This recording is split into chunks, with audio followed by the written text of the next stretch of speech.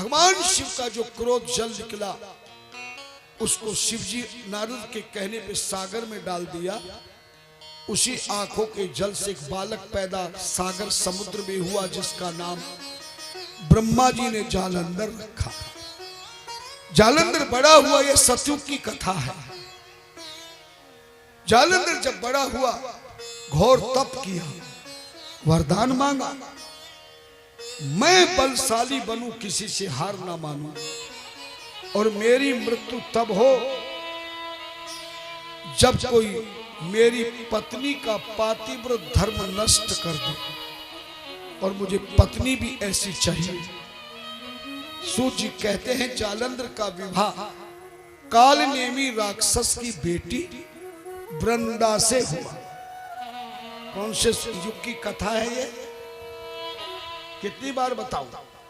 सतयुग की है। मैं इनसे पूछ रहा हूं, मेरी अकेले की आवाज पूरा एक चारी रसूलपुर भागलपुर तक जा रही है, और तुम्हारी आवाज यहां तक नहीं आ रही। कैसे तुम बिहारी हो? ध्यान देना, कौन से युग की कथा है? सतयुग। हाँ, जोर से बोला। उस सतयुग में जालंधर का विवाह कालनेमी की बेटी वृंदा से हुआ। पतिव्रता नारी थी, लेकिन वरदान के कारण सारे देवताओं पर आक्रमण कर दिया और देवताओं का सारा राज्य छीन लिया, अपना राज्य। तब सारे देवता ब्रह्मा के पास गए। ब्रह्मा जी शिव जी को लेकर के गए और भगवान शिव को ले जाकर प्रार्थना कर रहे थे। हाथ जोड़िए, प्रेम श्रद्धा के साथ सबको कह रहे थे,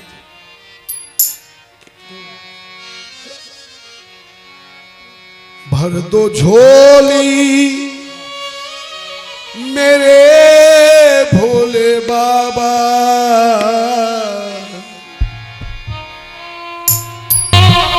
शिव प्रकट हो गए। क्या बात है?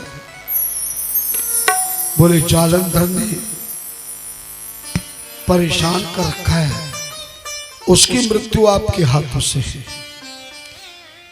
पहले शिवजी ने विष्णु भगवान को भेजा। हजारों वर्ष तक जालंधर से विष्णु भगवान का झगड़ा हुआ, युद्ध हुआ, पर अंतिम में भगवान शिव हार गए। क्यों हार गए?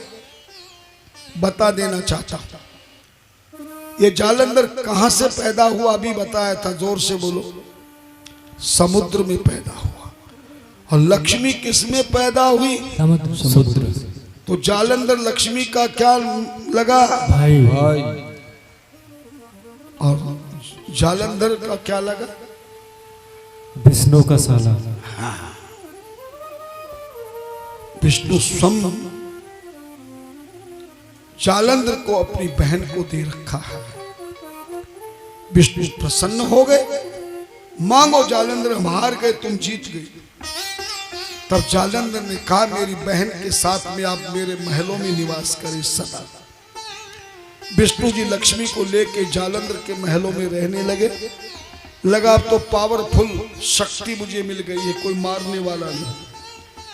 उधर शिवजी को पता चला कि जब इसने वरदान मांग रखा है, जब तक पातिव्रत धर्म नष्ट नहीं होगा तब तक इसकी मृत्यु नहीं होगी। तब शिवजी ने कहा, तू महलों में रहता है, मैं जालंधर को युद्ध मैदान में बुला रहा हूं, तुम इसकी पत्नी का पातिव्रत धर्म नष्ट कर देना, तभी इसकी मृत्यु होगी। भगवान विष्णु ने वृंदा का पातिव्रत धर्म नष्ट किया और युद्ध के मैदान में भगवान शिव ने जालंधर को मार करके समुद्र में ही फेंका। ये कथा सतयुग की है। एक कथा द्वापर युग की आती है। राधा जी ने जब यमुना को देखा कृष्ण के पास में, आग बबूला हुई, मनसुखा को श्राप दिया, तू जाकर के राक्षस बने। कृष्ण को श्राप दिया, तू जाकर के कृष्ण भगवान तुम जाकर के साधारण मनुष्य बनकर के लीला करोगे। यमुना को श्राप दिया कि आज से तेरा ये शरीर नहीं होगा, तेरा शरीर जल रूप में होगा ताकि तू कभी दोबारा कृष्ण के पास बैठ ना सके। उन्हीं के श्राप से यमुना जल बनी। और जरा जोर से बताना कथा में कितना ध्यान किया है। गंगा जी को जल का रूप किसने बनाया? राम राम। कथा सुनाई तो थी हमने, और कल की कथा में सुनाई पार्वती शिव जी गंगा दोनों बहनें तपस्या की थी। तब दुर्वासा ऋषि के माध्यम से पार्वती को गंगा को श्राप लगा था। ध्यान देना, याद रखा करो, ऐसे भूल जाओगे तो क्या होगा। हाँ, तुम्हें क्या तो घर की बात याद रहती है या भंडारे के दाल भात याद रहते हैं, हमारी बातों का याद नहीं रहता। बोला क्या? तुम तो पढ़ी लिखी हो, नहीं पढ़ी? ना पढ़ी तो हम पढ़ा देंगे। अभी तो 2 दिन और बात बाकी। इस तरह से भगवान कृष्ण को मानव रूप धारण करना पड़ा, लेकिन मनसुखा ने राधा को श्राप दे दिया था। तुमने मेरे भगवान को मनुष्य बनने का श्राप दिया। मां, मैं राक्षस बनूंगा, मुझे कोई दुख नहीं। यमुना जल बनेगी, कोई दुख नहीं। पर मेरे प्रभु को तुमने देव से मानव बनाने का श्राप दिया। माता, ये मैं सहन नहीं कर सकता, मेरे प्रभु का इतना घोर अपमान। जा मां, सच्चे मन से यदि मैंने प्रभु के पूजा की है, चरणों की सेवा की है, तो जहां कृष्ण मानव शरीर रूप धारण करेंगे, तुम वहीं पर भी मानव शरीर में नारी बनकर के रहोगे। और तुम्हारा प्रेम कृष्ण से होगा, पूरी जिंदगी हो जाएगी। बस प्रेम प्रेम करते ही तुम अपने धाम को चली जाओगी। पर तुम्हारा मिलन और तुम्हारा विवाह कृष्ण से नहीं होगा। वही मनसुखा राधा के श्राप से द्वापर युग में पहला शरीर धारण किया शंखचूड़ का। शंखचूड़ ने तपस्या करके विष्णु से कुंडल और कवच लिए और वरदान मांगा कि मेरी पत्नी पतिव्रता मिले और मेरी पत्नी का पातिव्रत धर्म कोई नष्ट ना करे। और जिस दिन धर्म नष्ट हो जाएगा उसी दिन मेरी मृत्यु होगी। तब द्वापर युग में शंखचूड़ ने पूरे देवताओं का राज्य ले लिया। तब शिव जी ने विष्णु से युद्ध कराए पर हार गए। तब भगवान शिव को समझ में आया शंखचूड़ का विवाह तुलसी नाम की पत्नी से हुआ था।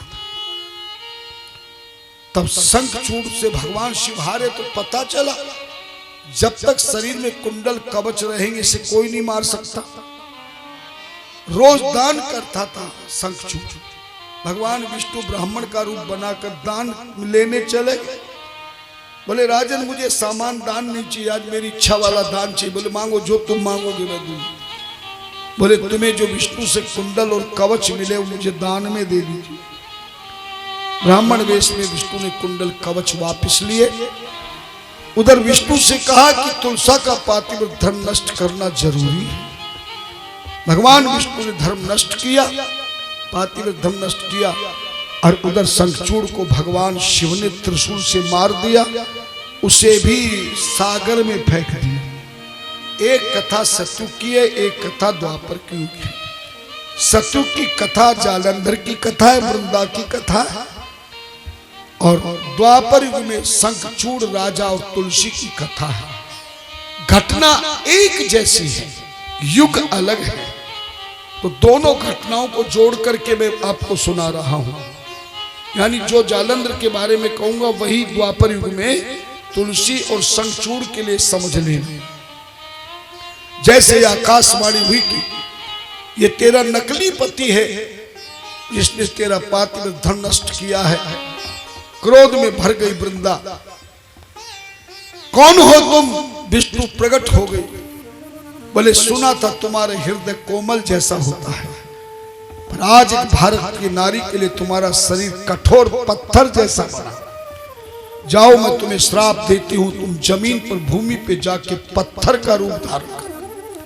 तभी विष्णु को भी क्रोध आया, मैंने जानबूझकर निस्वार्थ से कोई कर्म नहीं किया, संसार की रक्षा के लिए तेरे पति की मृत्यु केवल पातिव्रत धर्म नष्ट होने पर थी। जा देवी, तूने बिना सोचे मुझे पत्थर बनने का श्राप दिया, मैं तुम्हें श्राप देता हूं कि तुम भी मृत्यु लोक में जड़ वृक्ष बनोगी, पौधा बनोगी। ऐसे द्वापर युग में तुलसी को विष्णु ने पत्थर बनने, विष्णु से को तुलसी ने पत्थर बनने का दिया और भगवान विष्णु ने उसको तुलसी पौधा बनने को दिया। ये सतयुग में जो जालंधर था, तब भगवान विष्णु ने वरदान दिया, विष्णु तुम शालिग्राम के रूप में बनोगे, ये तुलसी का पौधा बनेगी। जाओ मैं वरदान देता हूं, तुम दोनों पत्थर और वृक्ष के रूप में पति और पत्नी ही रहोगे। जो कार्तिक महीने के शुक्ल पक्ष की एकादशी के दिन तुलसी का विवाह शालिग्राम से करेगा, उसका जीवन धन्य हो जाएगा। और किसी भी ग्रस्त के घर के मंदिर में या नगर के मंदिर में 3 चीजें नहीं होंगी। पहली चीज तुलसा कैसे बनी बताया। वृंदा ने शिव से कहा कि भगवान विष्णु पत्थर शालिग्राम बनेंगे, मैं तुलसा बनूंगी, दोनों पति पत्नी होंगे, पर मेरे पति को भी तुमने मारा है, हम दोनों के साथ हमारा भी पति रहे, उसका भी कोई रूप बना दीजिए प्रभु।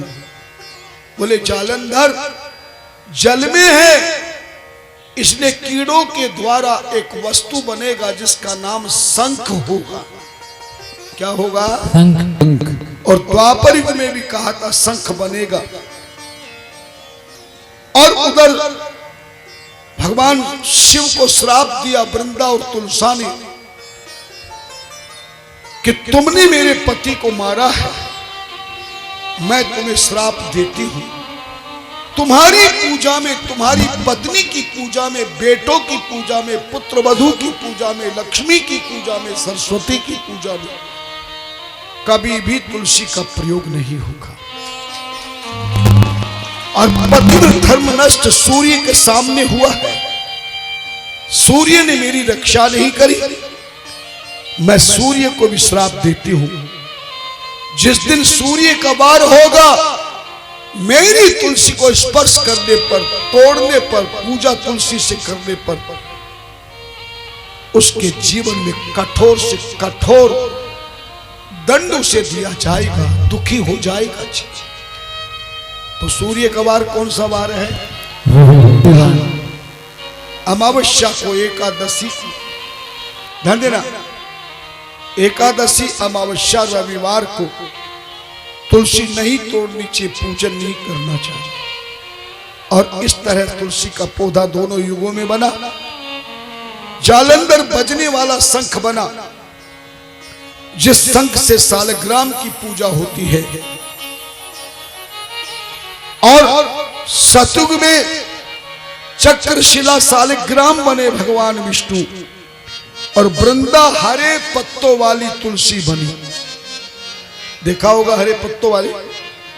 हरे पत्तों वाली की एक और पहचान है कि डंठल में एक एक पत्ता अलग अलग बनता है और हरे रंग की है, उसको राम तुलसा कहते हैं। शालिग्राम को चक्रशिला शालिग्राम कहते हैं, और जो तुलसी है उसे राम तुलसा, और जो शंख बना जालंधर उसको वामवर्ती शंख, बजने वाला शंख खुला होता है। ये तीनों बने। और द्वापर युग में पातिव्रत धर्म नष्ट होने के कारण तुलसा श्याम तुलसा बनी। भगवान विष्णु सपाट चिकने वाले सालग्राम बने और शंख चूड़ बिना बजने वाला दक्षिणवर्ती शंख, जिसमें अक्षत डाल के बताया था रेशमी कपड़े में बांध के लोकर में रखने से धन की कोई कमी नहीं रहती है। हर धनतेरस के दिन उस शंख की पूजा की जानी चाहिए। इस तरह से तीन चीज बनी, शंख, तुलसी और सालग्राम। तब शिव ने वरदान दिया, जहां भी विष्णु या विष्णु की अवतार की पूजा होगी वहां तीन चीजें होना जरूरी है। बजने वाला शंख होना जरूरी है, तुलसी के पत्ते होना जरूरी है और सालग्राम का होना जरूरी है। इस तरह से सालग्राम तुलसी बने